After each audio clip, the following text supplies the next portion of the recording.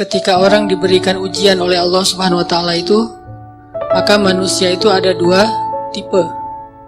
Ada manusia yang berkeluh kesah dengan ujian, ada manusia yang bersabar atas ujian. Dan orang yang bersabar ini juga bermacam-macam bentuknya. Ada yang sabar dengan pasrah, ada yang sabar justru dengan memperbaiki diri. Dia bersabar sambil memperbaiki dirinya, karena dia sadar tidak ada masalah yang menimpanya kecuali ada yang salah dalam dirinya. Tidak ada musibah yang menimpa dia kecuali ada sesuatu yang dia lakukan yang mungkin bukan kebaikan, yang mungkin dosa. Sehingga selain bersabar, sembari bersabar dia mencoba untuk mengevaluasi, memperbaiki diri. Dan ini adalah model orang yang sabar yang paling baik. Sedangkan yang mengeluh juga macam-macam. Ada yang mengeluhkan masalah, ada yang mencari kambing hitam, menyalahkan temannya.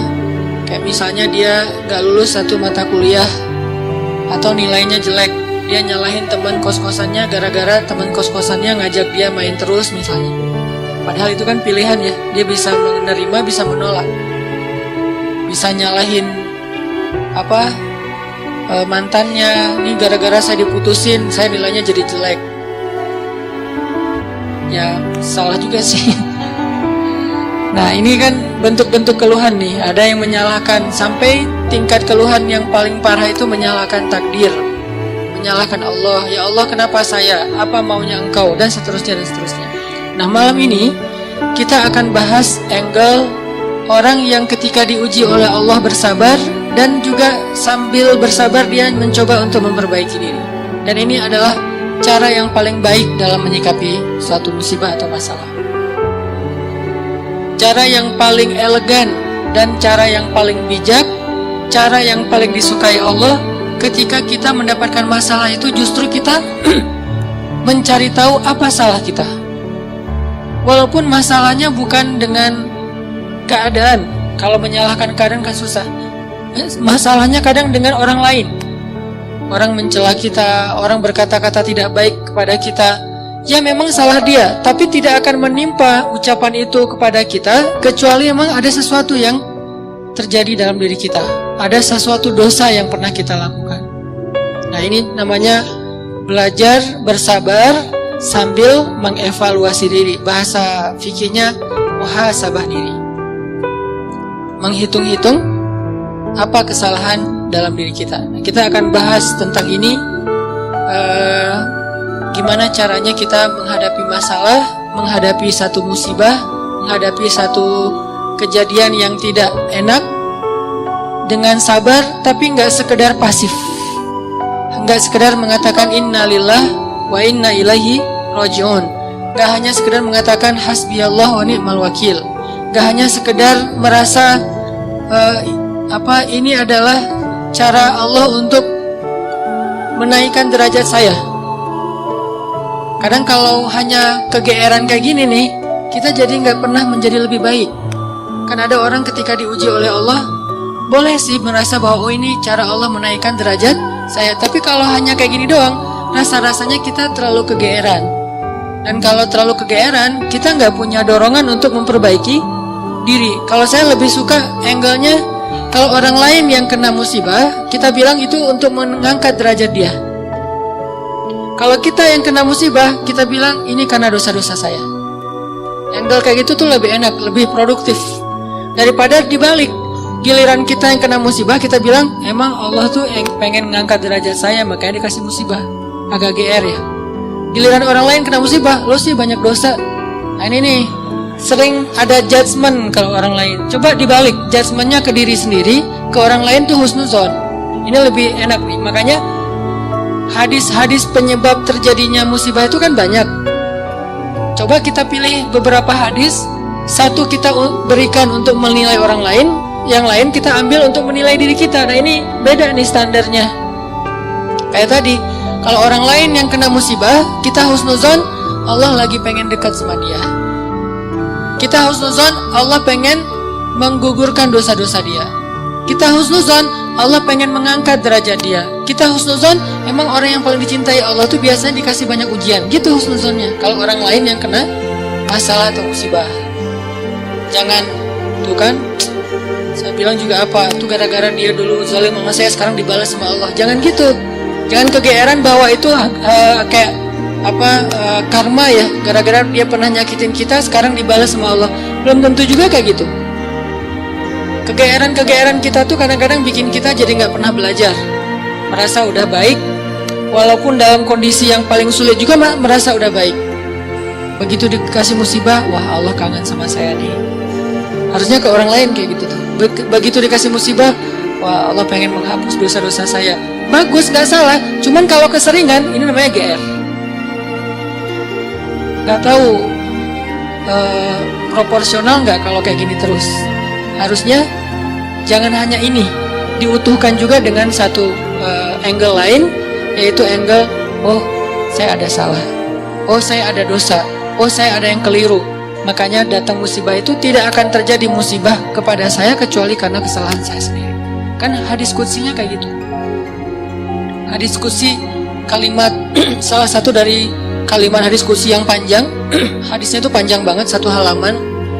Salah satu kalimatnya tuh Allah bilang, hadis qudsi itu kan Allah yang ngomong ya. Cuman captionnya dari Nabi. Gagasannya dari Allah, captionnya dari Nabi. Kalau Quran, gagasan dan captionnya dari Allah. Kalau hadis, gagasan dan captionnya tuh dari Nabi. Nah, Allah bilang, kalau kalian dapat masalah, kalau kalian dapat nikmat, janganlah kalian memuji kecuali aku. Kalau kalian mendapatkan musibah, janganlah kalian menyalahkan kecuali diri kalian sendiri. Jadi kalau kita dapat nikmat, jangan muji diri. Gua emang ya gini lah. Kita sering kalau ke diri itu yang enak-enak aja diambil. Kalau misalnya orang lain, itu mah kebetulan doang misalnya. Kalau giliran kita, ya ini memang saya memang kayak gini orangnya, bukan sombong ya.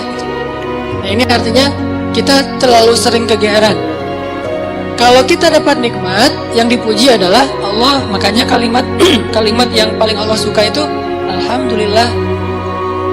Itu kalimat yang paling Allah suka. Kita memuji Allah kalau kita dapat nikmat. Kita bilang, hadza min fadli rabbi. Ini anugerah dari Allah, ini hadiah dari Allah, ini kebaikan dari Allah, ini karena Allah ngasih, dan seterusnya dan seterusnya. Jadi yang dipuji itu Allah.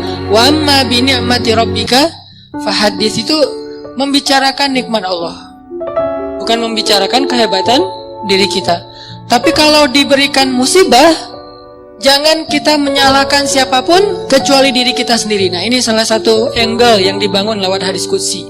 Walaupun kadang bisa kita secara realistis melihat kesalahan orang lain. Untuk apa? Bukan untuk mengkambing hitamkan dia. Kalau emang dia salah, bukan untuk mengkambing hitamkan. Untuk apa? Untuk menghindar, untuk waspada, jangan sampai kita jadi korban dia lagi untuk kesekian kalinya. Kayak ada orang yang zalim, gara-gara kezaliman dia akhirnya kita kena batunya nih. Ada orang yang dalam satu tim misalnya nggak jujur, akhirnya kita kehilangan satu proyek, satu usaha kita tuh bangkrut gara-gara dia nggak jujur. Memang dia yang salah. Salah satu yang salah itu adalah dia. Dan kita akui bahwa itu kesalahan dia, tapi bukan untuk mengkambing hitamkan dia. Kalau enggak karena kamu tuh nggak ada masalah ini, enggak. Dia bukan satu-satunya, salah satunya. Karena kalau kita nggak punya dosa, mungkin kesalahan dia hanya akan menimpa dia saja. Tapi karena kita juga punya dosa, akhirnya kesalahan dia juga menimpa kita. Tapi Ustadz, ada yang hadis mengatakan, kalau di dalam satu masyarakat ada orang yang berbuat dosa, nanti Allah akan timpakan musibah yang kena bukan cuma dia, sampai tetangganya juga kena. Itu kenapa bisa gitu? Dosa tetangganya apa? Dosa tetangganya membiarkan kemungkaran terjadi. Kesalahan masyarakatnya adalah membiarkan dosa itu tanpa ada orang yang mau memperbaikinya. Itu kesalahan masyarakat. Jadi pesan moral dalam hadis itu bukan orang yang gak salah terus kena juga, bukan. Orang yang gak salah itu kena gara-gara mereka membiarkan kemungkaran itu terjadi. Kalau ada usaha dakwah, Allah gak akan menimpakan. Kalau ada nabi, kalau ada dai, kalau ada ulama yang berdakwah untuk mencegah kemungkaran di situ, maka Allah tidak akan menimpakan musibah itu kepada mereka. Kenapa? Masih ada dai. Sebagaimana Nabi Lut Ketika Nabi Lut masih berdakwah, Allah nggak akan hancurkan gunung di Sodom. Allah suruh dulu Lut keluar, baru dihancurkan.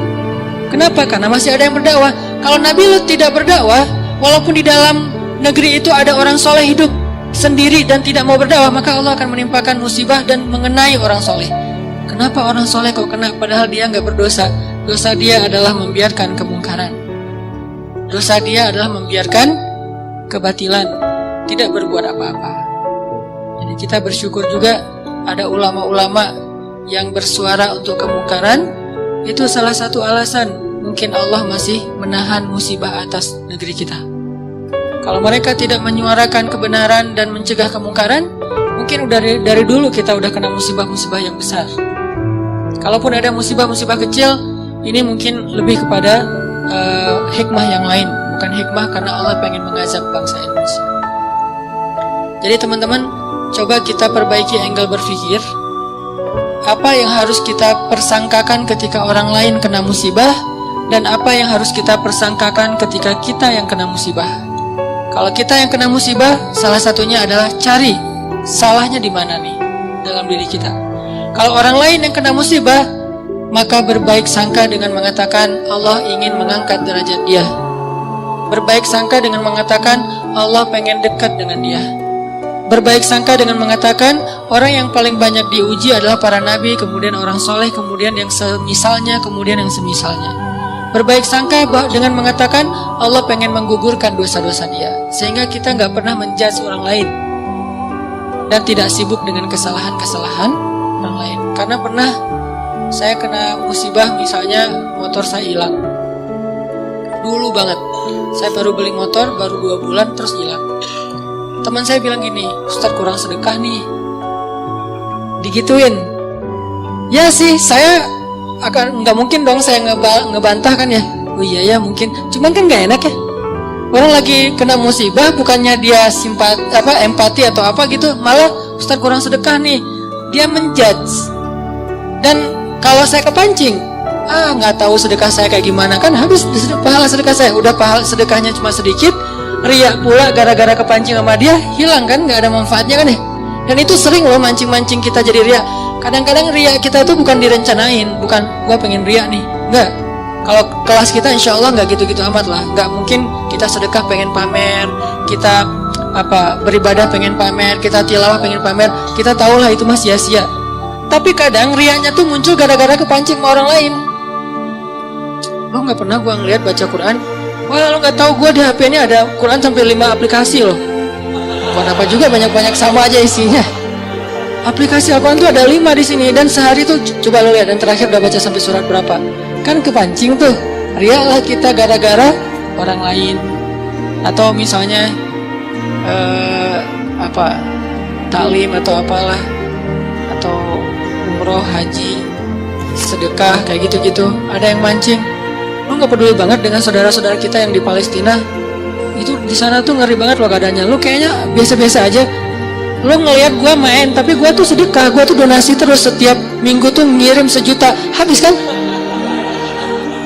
Ini riya yang kepancing namanya. Dan sama statusnya dengan riya yang direncanain, makanya jangan gampang kepancing. Dia ngomong gitu ke saya lagi hilang motor, dia bilang Ustadz kurang sedekah. Kemarin ketinggalan dompet, ketinggalannya di rumah ternyata.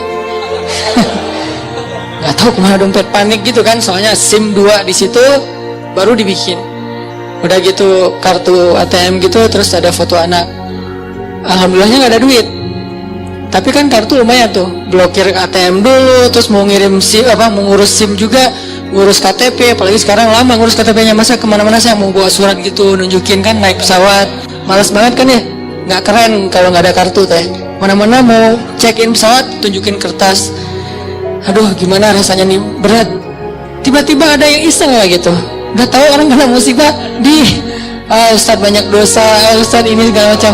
Iya sih, emang banyak dosa, tapi nggak usah diomong-omongin kan gitu ya.